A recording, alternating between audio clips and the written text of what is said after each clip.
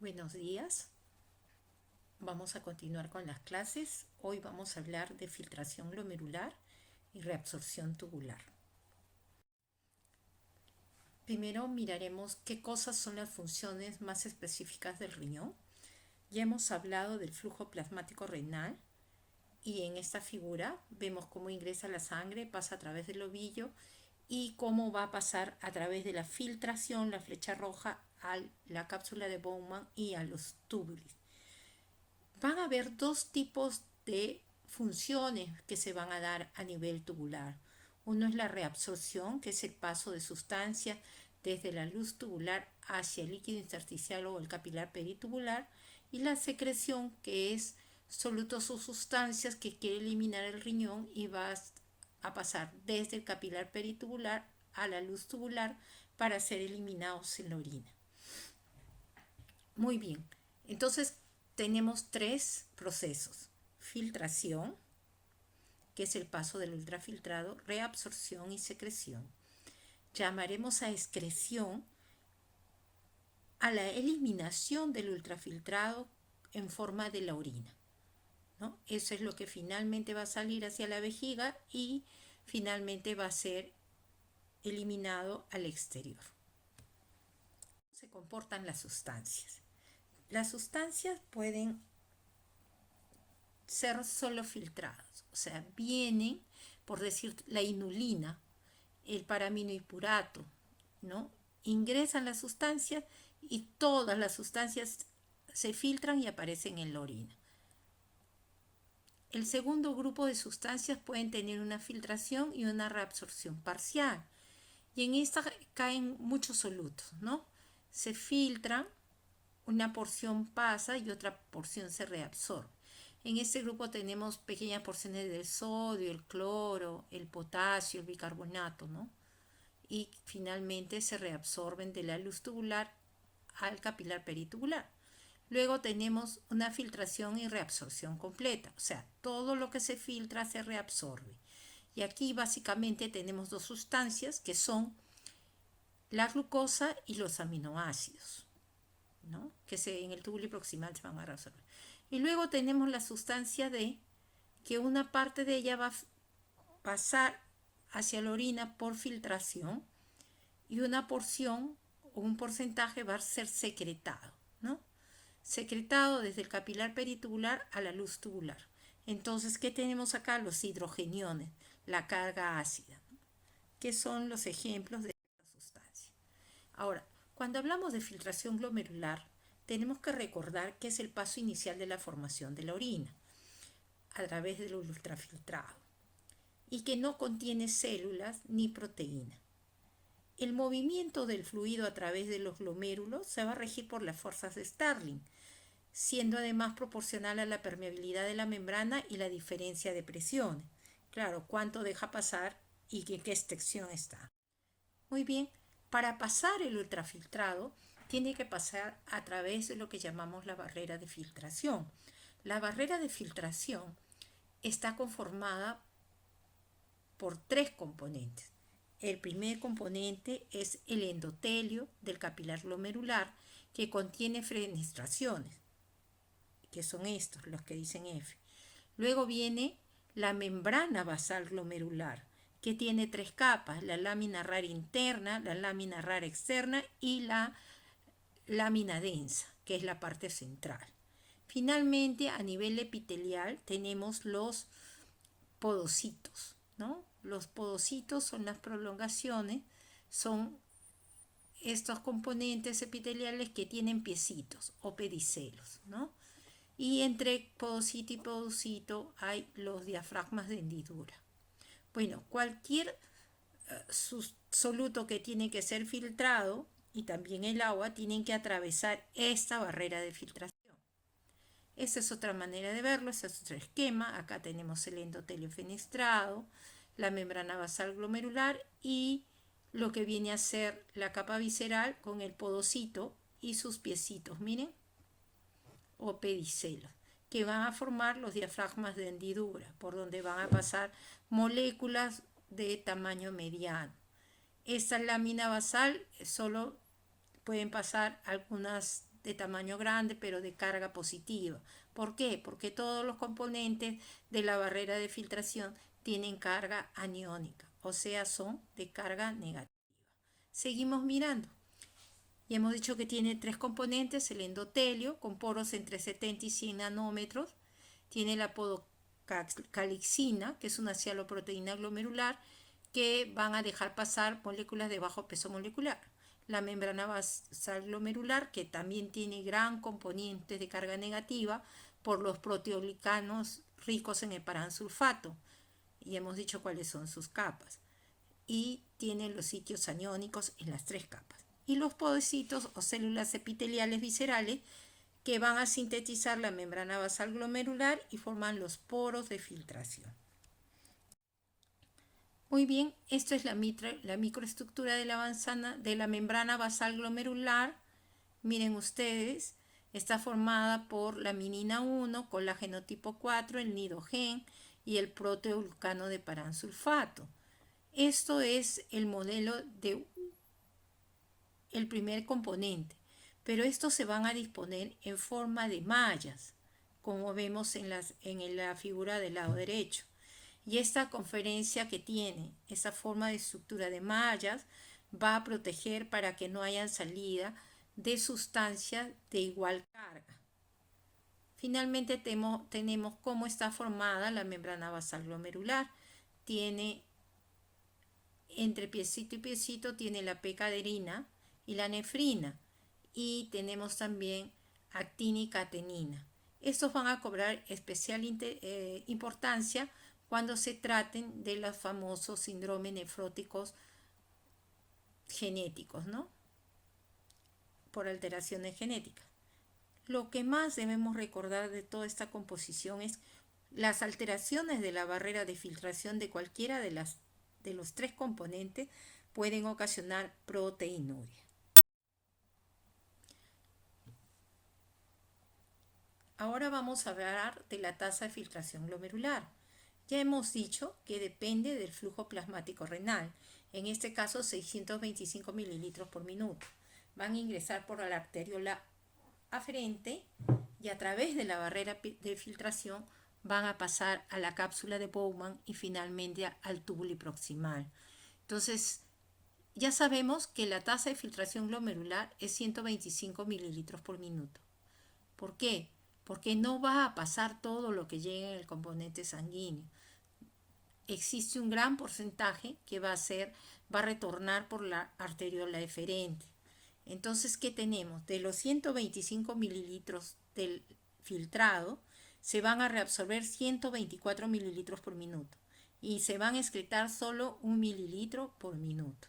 Entonces, tenemos que recordar que la fracción de filtración, o sea, lo que ha pasado al tubuli o a la cápsula de Bowman, es el resultante de relacionar el filtrado glomerular, que en este caso es 125 mililitros por minuto, entre los 625 mililitros por minuto. Y eso nos da una fracción de filtración de 0.2. O sea, dicho de otra manera, solo el 20% que llega del flujo plasmático renal pasa filtrado. Y esto es un poco los valores con un ejemplo de 1200 mililitros por minuto, con un hematocrito de 45% y donde la fracción de filtración sale 0.19, que para efectos prácticos se considera 0.2. Muy bien, la filtración glomerular produce 180 litros de filtrado por día. Ya lo hemos dicho, porque es 125 mililitros por 1440 minutos. Normalmente se va a realizar por un equilibrio entre las fuerzas que favorecen y las fuerzas que se oponen al filtrado. La otra cosa que hay que recordar es que la membrana tiene poros de carga negativa. Por lo tanto, para que pase algún anión, tiene que ser muy pequeñito. Las sustancias con carga neutra pasan mejor hasta un tamaño de un peso molecular de 40.000 Dalton. Y sustancias mayores de 80 Armstrong no se filtran, ¿no? Entonces, ¿qué vamos a tener? Los de carga positiva se filtran. Los que tienen carga negativa y son pequeñas pueden pasar, pero los que ya son grandes y tienen carga negativa no pasan. ¿Quiénes son? Las proteínas. Básicamente no se filtran. Las proteínas no se filtran. Luego tenemos que el índice de filtración glomerular es sinónimo de tasa de filtración glomerular y es de 125 mililitros por minuto. Y aquí que vemos un poco lo que hemos dicho, sustancias grandes, de peso grande, como 68.000 o 69.000 Dalton, que son la hemoglobina y la albúmina, no pasan.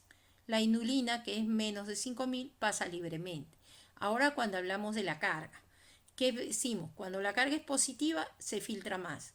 Si la carga es neutra, también se filtra, pero con cierta dificultad, pero se filtra. Pero los que son de carga negativa no se filtran, son las menos filtradas. Solo las que tienen tamaño pequeño podrían pasar.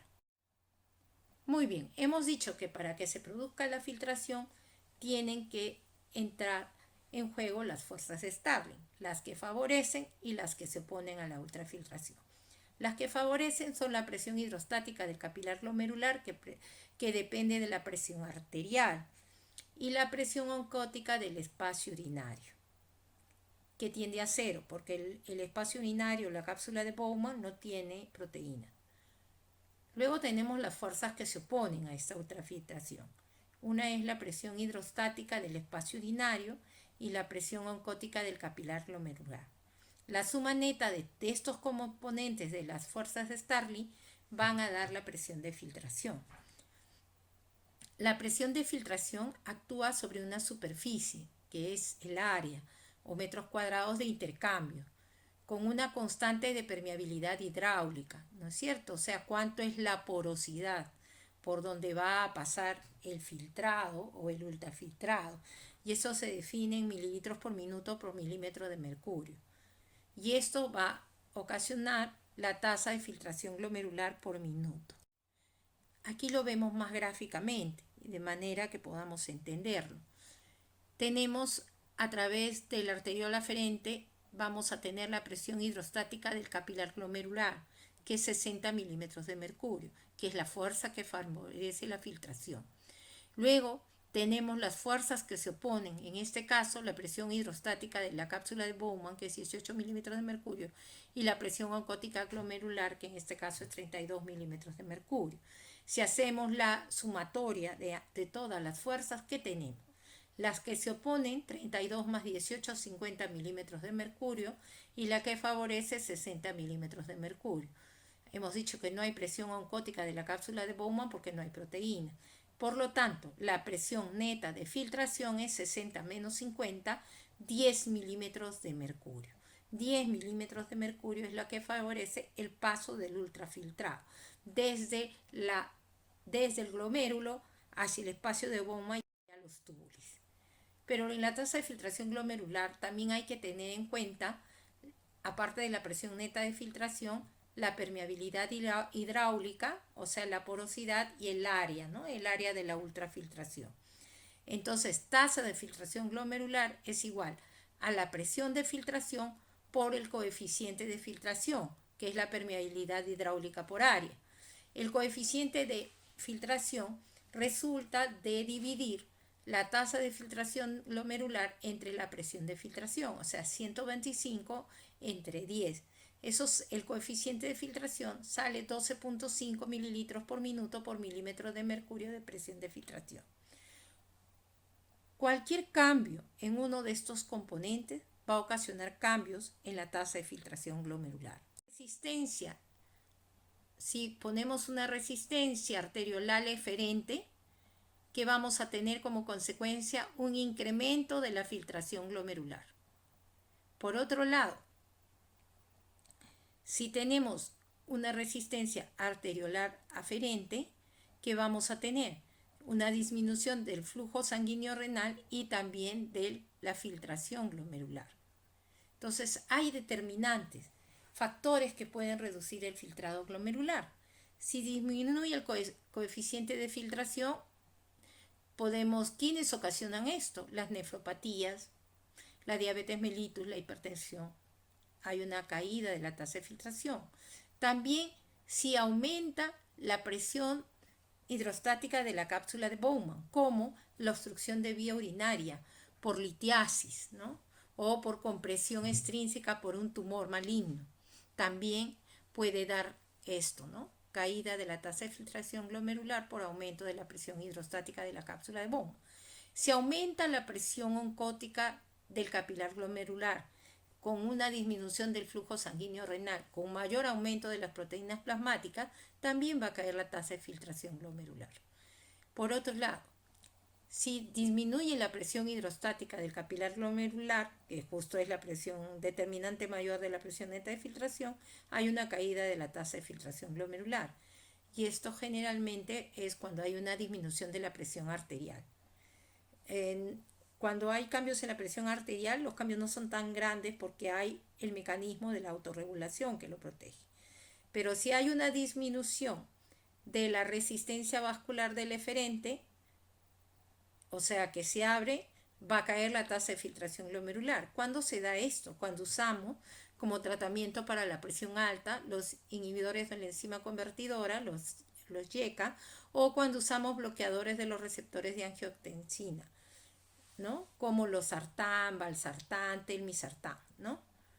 Y por otro lado, tenemos que cuando hay un aumento en la resistencia de la arteriola aferente, puede ser por aumento de la actividad simpática, como las hormonas vasoconstrictoras, la norepinefrina, la adrenalina, vamos a tener que cae la presión hidrostática capilar y finalmente la filtración glomerular. Podemos decir que los cambios opuestos en los determinantes suelen aumentar el filtrado glomerular, ¿no? Eso es lo que no hemos visto.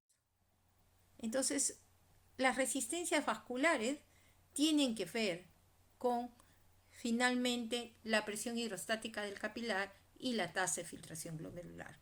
Y esto es para mostrarles que el porcentaje de la resistencia vascular renal total está en manos tanto de la arteriola eferente en más o menos 43% y la arteriola aferente 26%.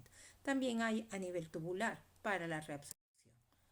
Entonces ya hemos dicho, esto ya lo vimos en la clase anterior, que existen hormonas outacoides que van a tener efecto en la disminución de la tasa de filtración glomerular, como la noradrenalina, la adrenalina y la endotelina.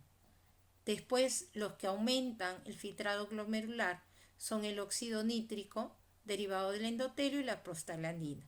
La angiotensina 2, cuando el estrés o la noxa es mediana, lo primero que va a hacer es disminuir aumentar la resistencia vascular de la arteriola eferente para mejorar la tasa de filtración glomerular. Pero si sigue la noxa y sigue dañando, finalmente se va a vencer este efecto que también tiene que ver con el balance túbulo-glomerular o la retroalimentación túbulo-glomerular.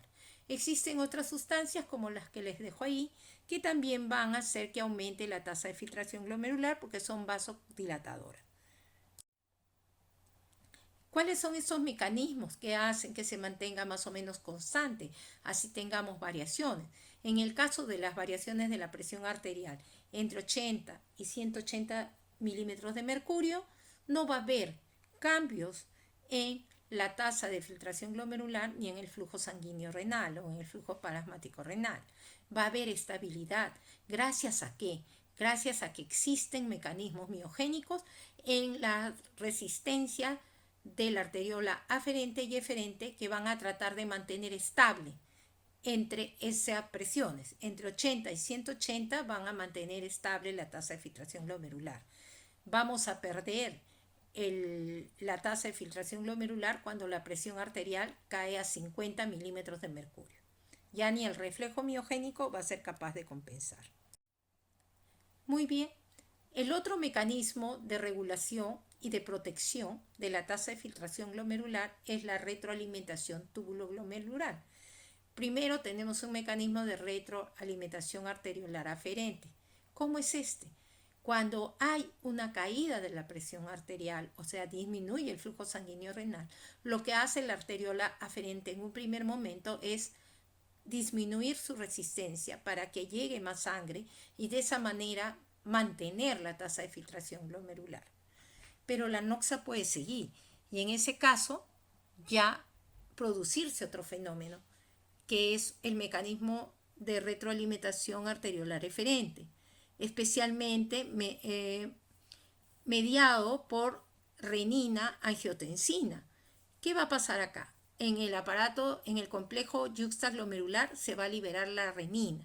Y la renina lo que va a ocasionar es aumento de la resistencia vascular eferente, 3 veces mayor que lo que va a producir a nivel de la arteriola aferente. Y esto va a ocasionar una mejoría de la tasa de filtración glomerular y probablemente su regulación. Pero si persiste la anoxia, el daño, la hipotensión, la hipovolemia, se va a perder este mecanismo. Pero en un primer momento que actúa como cronometrado y de forma coordinada y sistemática, ¿qué tenemos? Miren, disminuye la presión arterial, disminuye la presión hidrostática del capilar glomerular, disminuye la tasa de filtración glomerular, y cuando disminuye la tasa de filtración glomerular le llega menos cloruro de sodio a la mácula densa, y entonces la mácula densa activa la reabsorción de cloruro de sodio por un lado, y por el otro lado en el aparato yuxtaglomerular, porque la mácula densa está en este aparato, en este complejo yuxtaglomerular, va a estimular en la arteriola aferente a las células yuxtaglomerulares para producir renina. Como vemos acá, este aumento de renina va a actuar en el hígado para que el angiotensinógeno se convierta en angiotensina 1. Y esta angiotensina 1 va a ir al pulmón y va a producir angiotensina 2.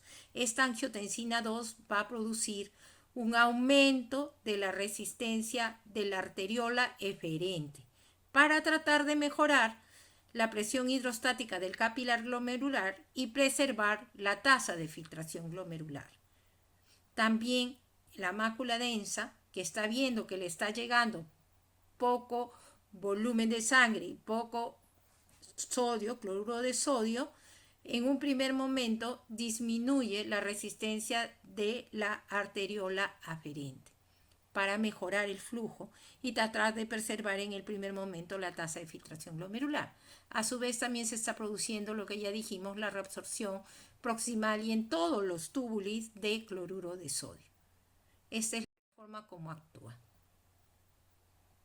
También existen otros factores que elevan el flujo sanguíneo renal y la tasa de filtración glomerular, y una de ellas es la ingesta elevada de proteína, especialmente cuando comemos una parrilla, bastante carne, tenemos mucho consumo de proteína y esto va a aumentar el flujo sanguíneo renal y la tasa de filtración glomerular, y se pone en evidencia lo que es la reserva funcional renal.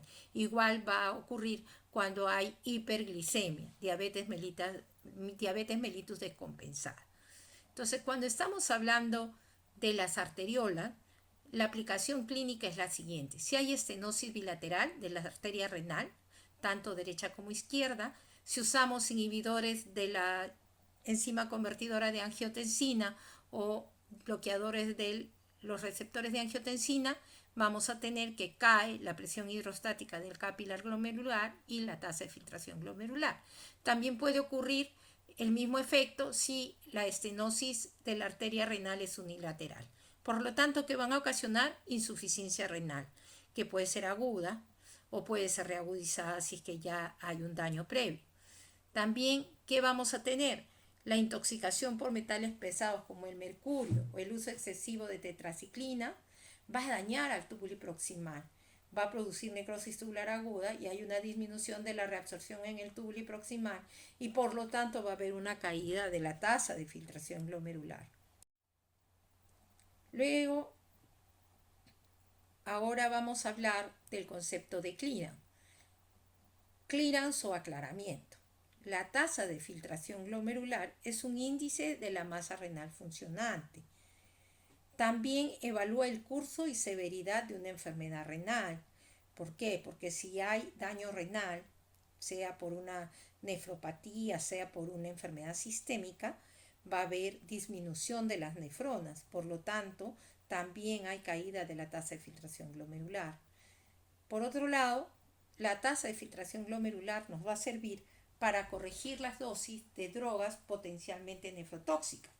pueden ser antibióticos como los aminoglicósidos, pueden ser quimioterápicos como el cisplatino o pueden ser antifúngicos como la anfotericina B. Para eso nos va a servir medir la tasa de filtración glomerular, llamada también aclaramiento, depuración o clearance. Muy bien, otra vez regresamos a la primera clase. Todas las sustancias que sirvan para medir, ya sea el volumen, ya sea el flujo sanguíneo, en este caso para medir el clearance, tienen que mantener una concentración plasmática estable, ser libremente filtrada en el glomérulo, no ser sintetizada, no ser reabsorbida, ni secretada, ni metabolizada en el riñón. Pocas sustancias tienen esta característica. La más importante es la inulina, el iotalamato, la DTPA y la cistatina C. Su única desventaja es que son exógenas. Hay que ponerlas mediante aplicación parenteral.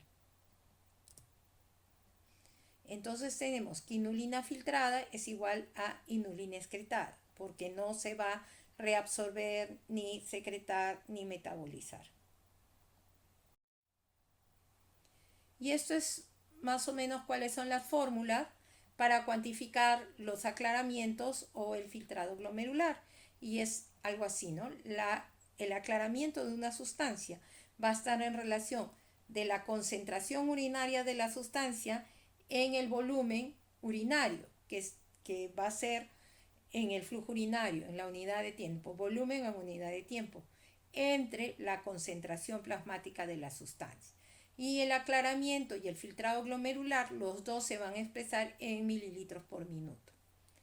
Luego tenemos el flujo plasmático renal efectivo, que ya lo vimos, que aquí está representado el paraaminohipurato.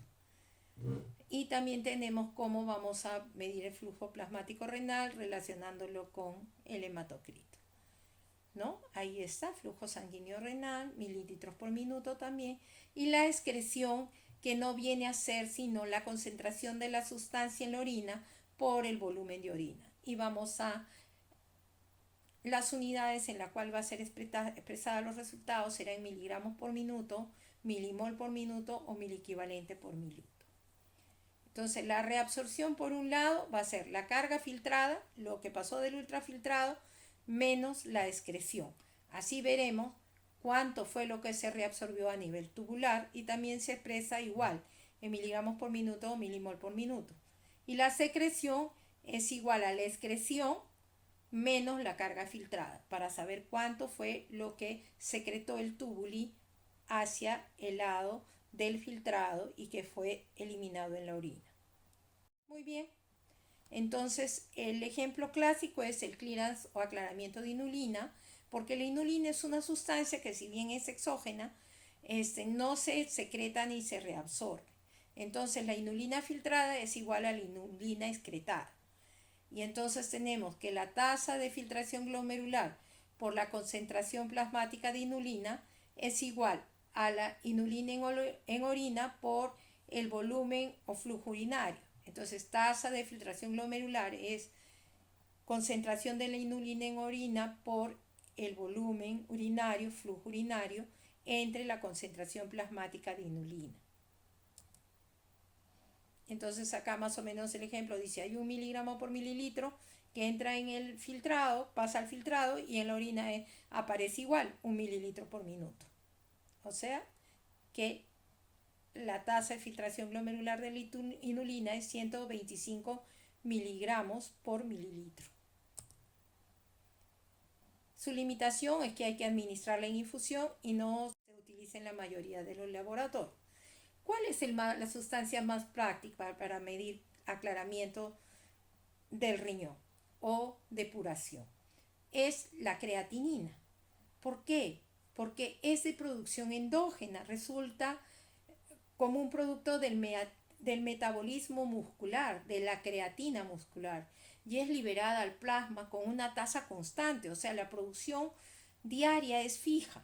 La concentración de creatinina plasmática es estable, varía menos del 10% por día y generalmente no se reabsorbe y existe una pequeña secreción tubular, una pequeña secreción tubular, que va alrededor de 10 al 20%, que se va a corregir por la forma como se mide la creatinina plasmática, que es a través de una reacción colorimétrica enzimática con el pitrato alcalino, que va a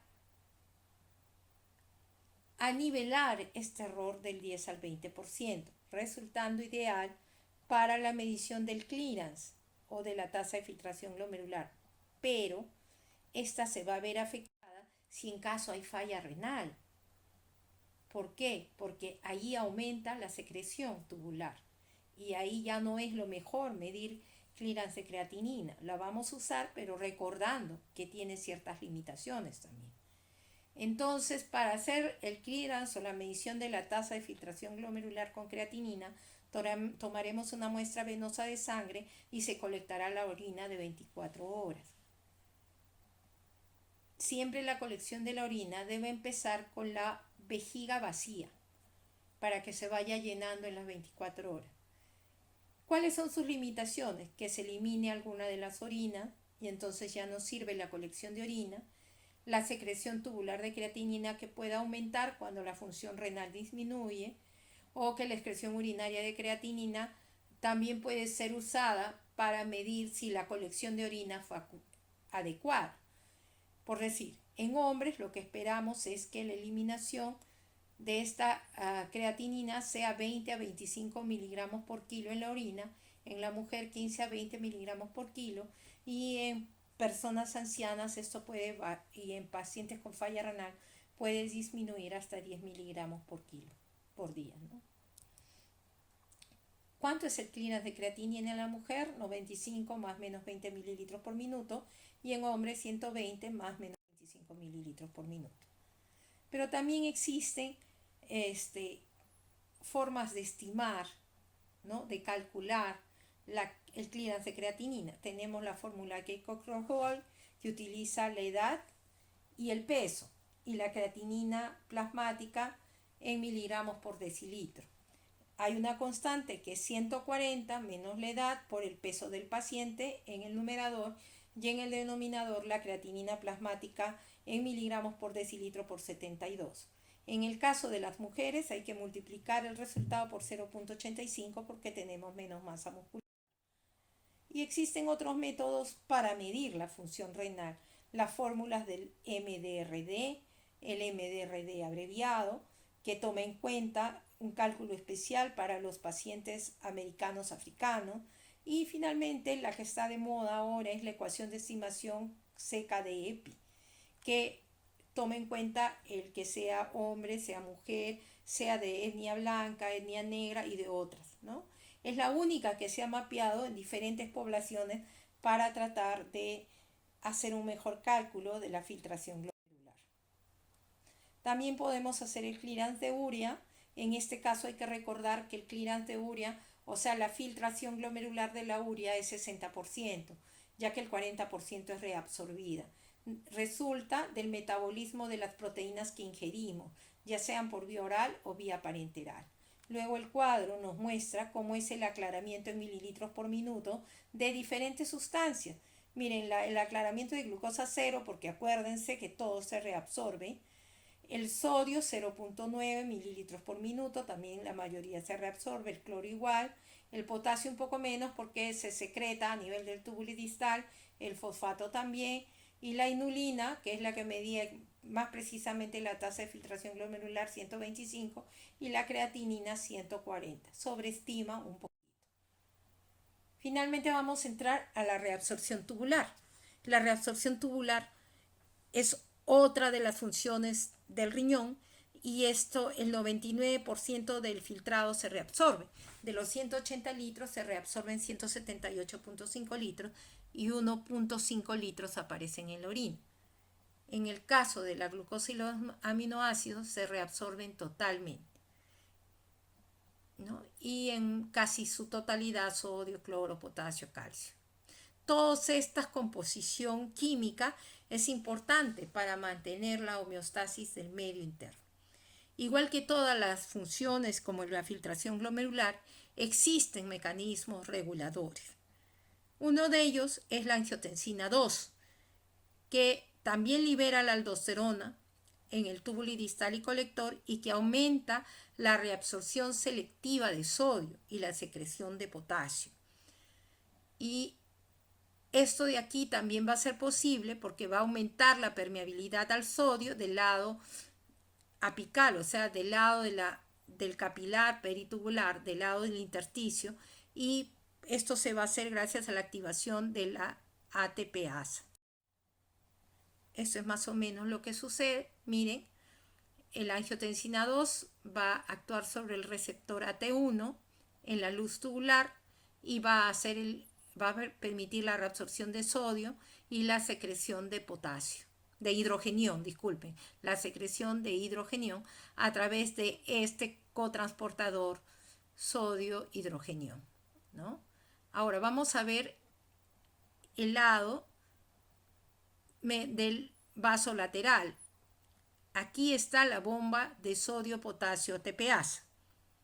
Y también hay receptores AT1 para la angiotensina 2. Aquí se va a producir, por esta actividad de la ATPasa, una reabsorción activa hacia el capilar peritubular de sodio y de bicarbonato por este cotransportador. ¿Cuáles son las funciones de la reabsorción? La primera, prevenir excesos de agua y sal. Y sabemos que el 90% del filtrado es reabsorbido en las primeras porciones, en el túbulo proximal y en el asa de Henle. Los cambios cualitativos de la calidad de la orina van a ocurrir en los túbulos distales y en el túbulo colector. ¿Qué pasa? En expansión de volumen, cuando estamos bien hidratados, hay una disminución de la angiotensina 2 y la norepinefrina. Y ahí se van a activar la dopamina y el péptido atrial natriurético para que produzcan vasodilatación y facilitar la excreción del exceso de sodio para regresar al estado estable.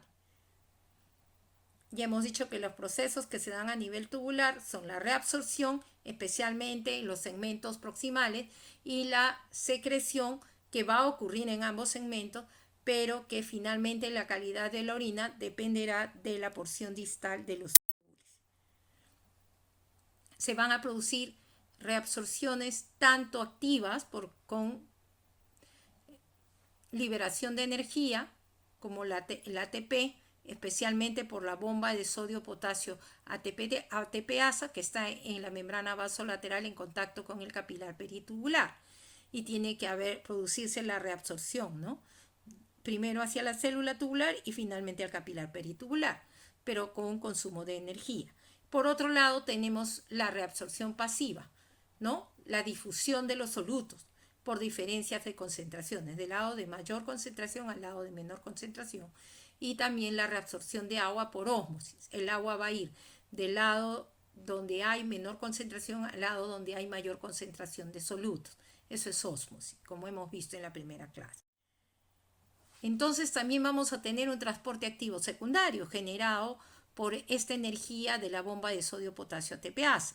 Y así pasan ¿quiénes? La glucosa por un transporte activo secundario y los aminoácidos. Y también tenemos consumo de energía que va a ser transmitido a este cotransportador, que es el sodio-hidrogenión, que también ya lo vimos. Entonces, ¿qué tenemos? La difusión del cloro y la urea, ¿cómo se da?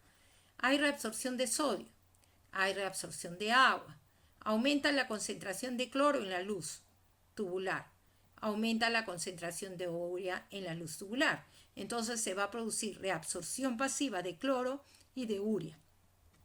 ¿Por qué? Porque al haber habido la reabsorción de sodio, ha producido un potencial negativo en la luz, que ha favorecido esta reabsorción por difusión, o sea, por transporte pasivo. Esto es más o menos cómo se reabsorbe la carga filtrada, ¿no? ¿Cuánto es lo que se reabsorbe? Y como ven ustedes, glucosa 100%, bicarbonato 99%, creatinina 0, no se reabsorbe, la urea más o menos 50-60%, y potasio 87%. ¿Qué hace el túbulo proximal? El túbulo proximal está compuesto de células especializadas en la reabsorción. ¿Por qué? Porque tiene borde en cepillo. y tiene un borde en cepillo que si lo extendiéramos tendría un área de reabsorción gigante. ¿Por qué? Porque tiene que reabsorber el 65% de los solutos, de sodio, de agua, de cloro, de potasio y calcio, además del 100% de la glucosa y los aminoácidos y el 90% del bicarbonato. En este caso, en el túbulo proximal también se reabsorben fosfatos mediados por acción de la paratormona. Y en este túbulo también se secretan cationes y aniones orgánicos, sales biliares, uratos, oxalatos, catecolaminas. Y es la vía de eliminación de fármacos y toxinas. O sea, este es el túbulo que va a reabsorber la mayoría de los solutos. Luego le sigue el asa de Henle. El asa de Henle tiene 3 componentes. Básicamente la rama descendente, la rama ascendente delgada y la rama ascendente gruesa. En esta primera porción de la rama descendente del asa de Henle va a producirse la reabsorción del agua desde la luz tubular hacia el capilar peritubular. O sea, va a pasar el agua. Es muy permeable al agua y no a los solutos. Eso es la rama descendente de Henle. En la rama ascendente de Henle, especialmente en la porción gruesa, es donde se va a producir la mayor reabsorción de los solutos y no se reabsorbe agua. Por lo tanto, el interior tubular se va a ir diluyendo para entrar al túbulo distal muy diluido. Si bien del filtrado pasó con 300 miliosmoles, acá al fondo del asa puede llegar a 1200 a 1400 miliosmoles y al ingreso del túbulo distal tener 100 miliosmoles. Entonces acá se reabsorbe el 20% del agua, 25% del sodio y cloro, del potasio y calcio, del bicarbonato y magnesio y tiene que ver con la concentración urinaria. No tiene ya células con bordes de cepillo, son más bien células cúbicas. Secreta iones hidrógenos hacia la luz tubular, como vemos en la imagen. El asa de Henle, ya hemos visto, va a producir este movimiento desde la luz tubular a la célula tubular por el cotransportador sodio-potasio 2-cloro y que es el lugar donde va a actuar los diuréticos de asa, la furosemida y el ácido hetacrínico. Luego vemos el túbulo distal, reabsorbe solo 5% del cloruro de sodio filtrado y aquí estas células van a responder a la acción de la aldosterona para reabsorber selectivamente al sodio y secretar potasio e hidrogenión. Cuando avanzamos a la célula cortical, a los túbulos colectores, vamos a tener 2 tipos de células, colectores corticales y colectores medulares, que tienen que ver con el manejo del potasio y del hidrogenión. Y la célula cortical medular actúa bajo la acción de la hormona antidiurética para la reabsorción del agua. En este primer segmento es bajo acción de aldosterona y aquí van a actuar los diuréticos que son antagonistas de la aldosterona como la espironolactona y la eplerenona. También los bloqueadores del canal de sodio como la amilorida y el triamtereno. Vamos viendo la hormona antidiurética que es la que finalmente reabsorbe el agua y es la que va a hacer la reabsorción del agua a través de los canales de agua. Las aquaporinas 2 desde la luz tubular a la célula tubular y aquaporinas 3 y 4 desde la célula tubular al capilar peritubular. También secreta iones hidrógeno y esto lo hace con consumo de energía y regula el equilibrio ácido-base. Eso es más o menos el ejemplo de cómo se reabsorben los diferentes solutos y también la reabsorción se va a producir por las fuerzas de Starling, la fuerza neta de la reabsorción, que también va a estar determinada por la presión hidrostática del capilar glomerular y de la presión oncótica. En este caso, la reabsorción va a estar marcada por la presión oncótica del plasma. El aumento de la presión arterial ya hemos visto que puede producir un leve aumento del filtrado glomerular, pero la autorregulación lo mantiene a raya. Ya sabemos, hay aumento de la presión arterial y disminuye la reabsorción de la carga filtrada de sodio y agua y esto aumenta la diuresis. Esto es lo que se conoce como natriuresis. También van a ser mediados por hormonas o autacoides, como lo ven en este cuadro. Y finalmente ya hemos visto de cómo actúa la angiotensina y cómo actúa la vasopresina.